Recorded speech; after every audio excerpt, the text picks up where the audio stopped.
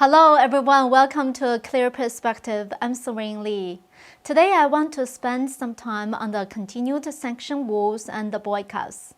This seems to be quite different from the CCP-inspired boycotts in the past. The most recent development is the CCP condemned the UK's sanctions against CCP officials and announced yesterday that it has imposed sanctions on 9 British personnel and 4 British entities. Those sanctioned include 5 members of parliament and 2 members of the House of Lords, as well as university professor and lawyer.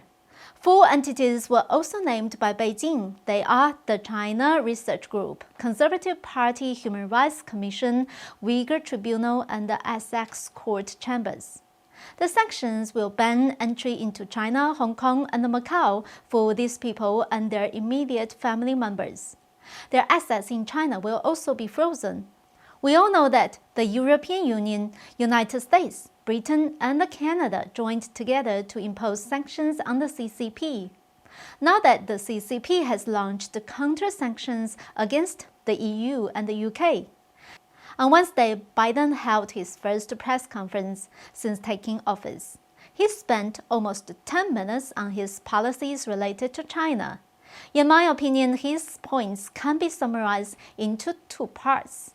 First, Biden said he told Xi that the US is not looking for confrontation with China, although we know there will be steep competition. 2. Biden also mentioned that Xi doesn't have a democratic with a small d bone in his body, but he is a smart guy. He is one of the guys like Putin who thinks that autocracy is the wave of the future and that democracy cannot function in an ever-complex world. He also emphasizes that we've got to prove democracy works. In my opinion, the most crucial message behind these statements is that the Biden administration will not seek to overthrow the Chinese communist regime or have any military conflict. Instead, they will compete by non-warfare means, and that the key to the competition is ideology, or democracy versus autocracy. This is a relatively mild statement compared to Biden's description of Putin as an executioner. His assessment of Xi can be described as very polite. We all know that Xi does not mind being described as undemocratic. He would probably love to have someone propagate that he is promoting communist dictatorship. He is not ashamed of it, rather he is quite proud of it. This is what Xi wants to hear the most. The US government will not seek someone to replace him. This would undoubtedly be a big help for Xi, who is making every effort to succeed in the re-election next year and stay in power. This year is 100 years since the CCP was founded, and it was already expected that they will make a big deal out of it. Even so, many people were surprised at the fashion in which it will be celebrated. According to the official press conference of the CCP on Tuesday, the events for celebrating the centenary of the CCP will include CCP history education, large exhibitions, cultural performances, and the celebration conference, etc. However, it was stated that there will be no military parade. There are 3 points worth noting. First, education of the party's history ranked at the top of the agenda. Second, the absence of a military parade. And third, the large cultural performances. For the first point, on February 20th, Xi Jinping delivered an important speech at the CCP meeting for teaching the history of the CCP.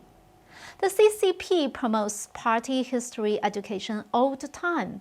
But why did Xi pay special attention to it now? Why did he personally direct it this time? Because Xi wanted to return to the totalitarian one-man dictatorship and lifelong governing system of the Mao Zedong era. To accomplish such a major transformation, he needs to brainwash and reorganize the entire party. So he is using this party history education campaign as an ideological movement. As for not arranging a military parade, this was a surprise to most people. Xi is known for carrying out frequent military parades ever since he came to power. In my opinion, the main reason is that the Biden administration has made it clear it will not overthrow the Chinese Communist regime. One major purpose of military parades is a show of power to foreign nations, especially the United States. However, under Biden, the U.S. is no longer an immediate threat to the CCP now. Biden's reversal of Trump's policies and his stance towards China is exactly what Xi wanted to hear. During the Trump administration, Pompeo publicly called for the Chinese people and the countries around the world to band together to stand against tyranny. But now, under Biden, he described the ethnic genocide on Uyghurs merely as different cultural norms. Moreover, the international community is now on alert against the CCP's military threat. Even Japan, which has always been cautious and low profile in front of the CCP, has begun to authorize the Coast Guard to use force in self-defense. Therefore, China does not want to overstimulate neighboring countries. So Xi Jinping seems to have adopted a high-profile strategy in diplomacy, public opinion, but kept a low profile regarding the military. This brings us to the third point of interest, the cultural performances. According to the press conference released by the CCP Central Propaganda Department, the large-scale theatrical performance for this celebration will be focused on revitalized communist red classics, as well as create new stage artworks of different kinds. And these so-called arts all have one theme, praising communism. And the theme of reform and the opening up, which was the main focus of the past 30 years, is nowhere to be seen. In the CCP's concept, the color of red represents violence, bloodshed, killing, and revolution. The red arts promoted by Xi Jinping are undoubtedly intended to express the violent, bloody, and revolutionary party culture through artistic means. Its purpose is to create legitimacy for the CCP's brainwashing, dictatorship, repression, and persecution. In addition, Xi has a specific political goal for his Red Art campaign.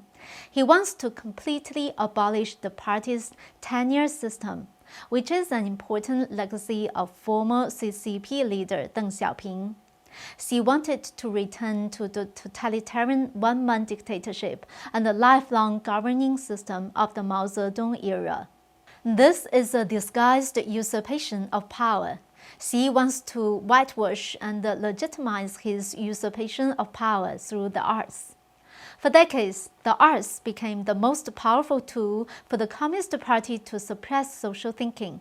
Under the current political climate in China, we've seen innocent people sent to prison for questioning the number of casualties in the Sino-Indian confrontation. The son of Chinese real estate tycoon Pan Shiyi, who is currently outside of China, is allegedly wanted for his claims on the actual death count of the border clashes with India. If you voice a different opinion than that of the party, you will be arrested and imprisoned. Many people may have the feeling that we are seeing a repeat of the Cultural Revolution of the 1960s. It seems that the CCP is starting another cultural revolution now. At the same time, we see the American left has also launched a cancel culture movement in the United States that seems to echo Xi's initiatives. Culture and the various art forms, including movies, television, and live performances, are the most powerful tools for changing people's views and public opinion. I cannot help but think of the movie Joker, which was released in October 2019. The movie created a lot of controversy. Even the BBC reported that several theater employees in the United States received a warning from the military that there was a threat of a mass shooting the day Joker was released. Some critics said the movie was promoting violence, justifying violence through art, and legitimizing evil. Many people felt panic while watching this movie, and the entire film was filled with hostility. At the end of the film, a large-scale riot broke out in the city, a scene almost identical to the Antifa BLM riots that broke out all over the United States a few months later. Did people learn about violence and riots from the movie? Or did the movie predict the reality? From the billion-dollar box office hit to the violent riots that swept across the United States 6 months later, are they just a coincidence? Or are they somehow connected? All I know is that art is amazingly influential. It is probably the most effective and powerful way to brainwash people. I think both the CCP and the American left know it very well. Lastly, I want to remind our audience who have subscribed to our email, we are experiencing technical difficulties and will not be able to send notifications for the time being. We are working on the issue. We will notify everyone once the system is restored. That's all for today. Thank you for watching. We'll see you next time.